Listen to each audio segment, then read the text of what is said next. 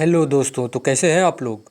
आज हम भारत की नदियों से रिलेटेड जीके क्वेश्चन को देखेंगे। इससे पहले विश्व की नदियों से रिलेटेड जितने भी इंपॉर्टेंट क्वेश्चन हैं ऑलरेडी कवर कर लिया गया है, तो प्लेलिस्ट में जाकर देख लीजिएगा। और चलिए बढ़ते हैं और देखते हैं भारत के से नदियों से रिलेटेड सभी प्रमुख क्वेश्चंस को। पहला क्वेश्चन हिमालय पार की नदियाँ है, तो हिमालय पार की नदियाँ ब्रह्मपुत्र, सिंधु, सतलज।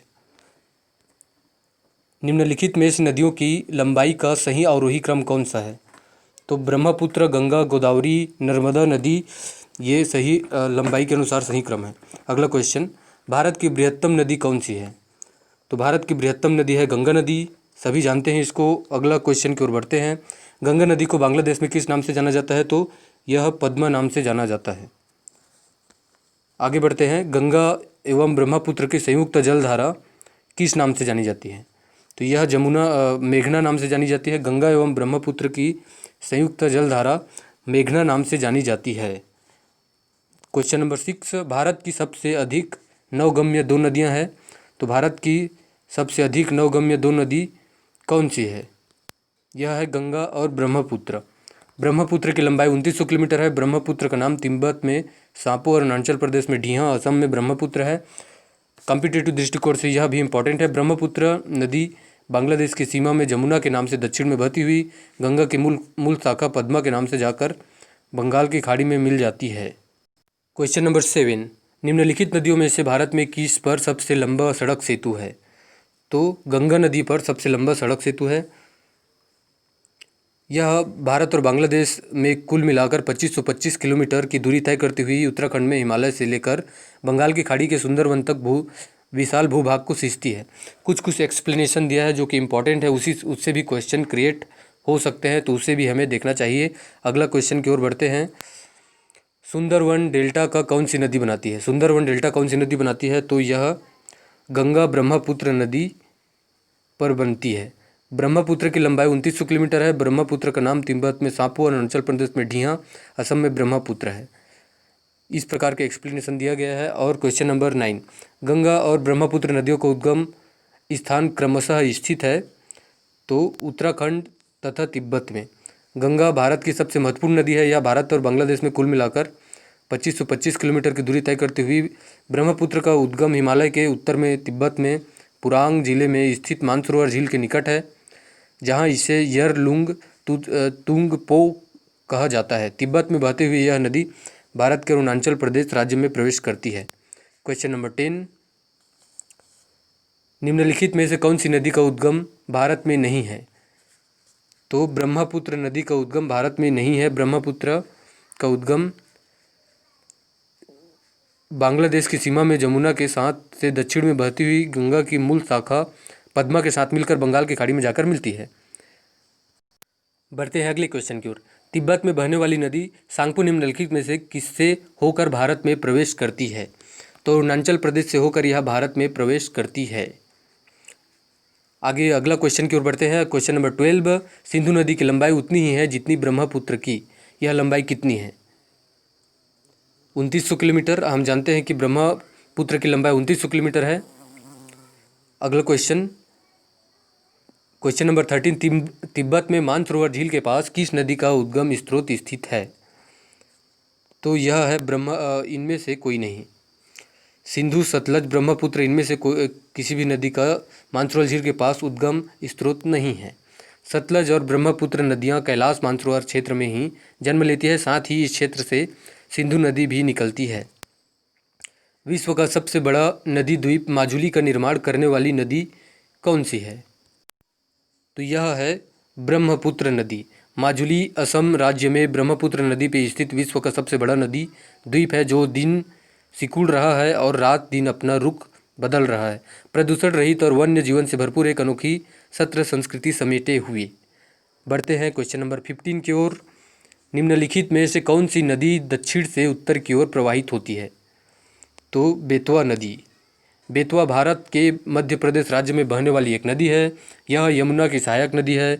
यह मध्य प्रदेश में भोपाल से निकलकर उत्तर पूर्वी दिशा में बहती हुई भोपाल, विदिशा, झांसी, ललितपुर आदि जिलों में होकर बहती है। क्वेश्चन नंबर 16, निम्न में किस नदी को बिहार का शोक कहा जाता है। तो इनमें से किसको बिहार का शोक कहा जाता है? कोसी। कोसी नदी या कोसी नदी नेपाल में हिमालय से निकलती है और बिहार में भीमनगर के रास्ते भारत में दाखिल होती है। इसे बिहार का शोक कहा जाता है। क्वेश्चन नंबर 17, निम्न में से कौन सी नदी हिमालय से परे नदी है? तो सतलज नदी।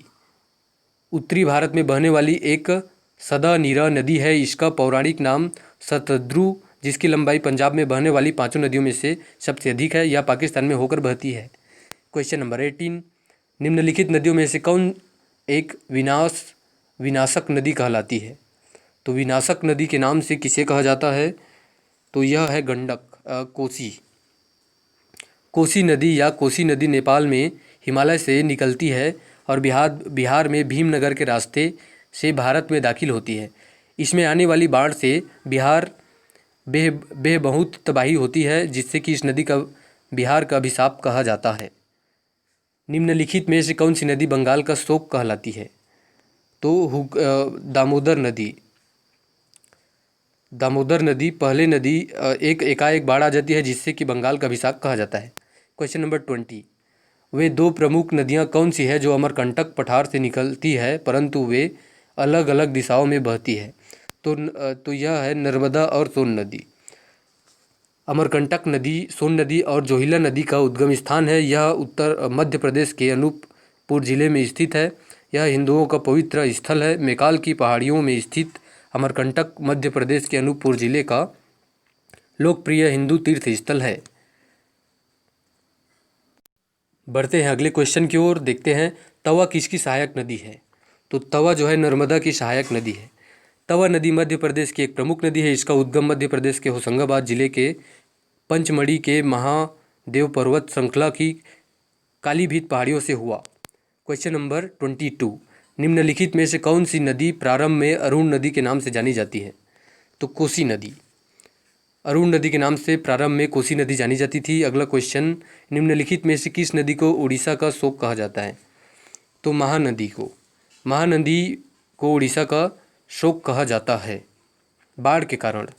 क्वेश्चन नंबर 24, इंदौर के समीप स्थित जनापाव पहाड़ी स्रोत है। तो जनापाव पहाड़ी स्रोत कौन सा है? तो यह है चंबल नदी का। चंबल नदी मध्य भारत में यमुना नदी की सहायक नदी है। यह नदी जनापाव पर्वत महू से निकलती है। इसका प्राचीन नाम चरमवाती है। तो जो एक क्वेश्चन और बन जाता है कि चरमवाती प्राचीन नाम किस नदी का नाम है? तो इसका आंसर भी चंबल नदी का होगा। क्वेश्चन नंबर 25, भारत की लवण नदी के नाम से जानी जाती है? लवण नदी। लूनी नदी भारत की एकमात्र अंतर्वाही नदी है। यह नदी अरावली पर्वत के निकट आना सागर से उत्पन्न होकर दक्षिण पश्चिम क्षेत्र में प्रवाहित होते हुए कच्छ के रन में जाकर मिलती है। क्वेश्चन नंबर 26, कौन सी नदी भेड़ा घाट के समीप कपिलधारा जलप्रपात का निर्माण करती है? तो यह है नर्मदा नदी। नर्मदा जिसे रेवा के नाम से भी जाना जाता है। तो देखिए एक और क्वेश्चन, रेवा किसके नाम से जाना जाता है, किस नदी को? तो नर्मदा नदी को जाना जाता है। मध्य भारत की एक नदी और भारतीय उपमहाद्वीप की 5वीं लंबी नदी है।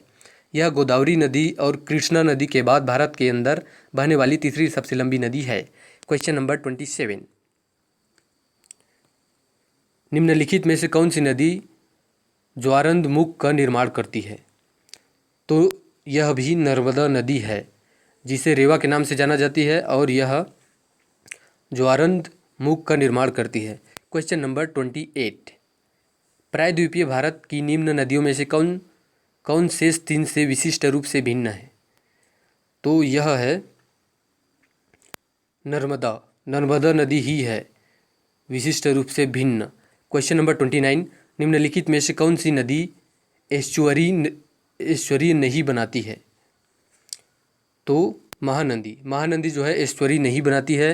क्वेश्चन नंबर 30, भारत की निम्न नदियों में से कौन सी डेल्टा नहीं बनाती?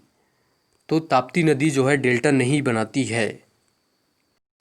इस तरह से इस भाग में 30 क्वेश्चन कंप्लीट हो चुके हैं और इसको कंटिन्यू करेंगे जितने भी प्रमुख क्वेश्चन हैं नदियों से रिलेटेड देखने के लिए। धन्यवाद। चैनल को सब्सक्राइब जरूर कीजिएगा।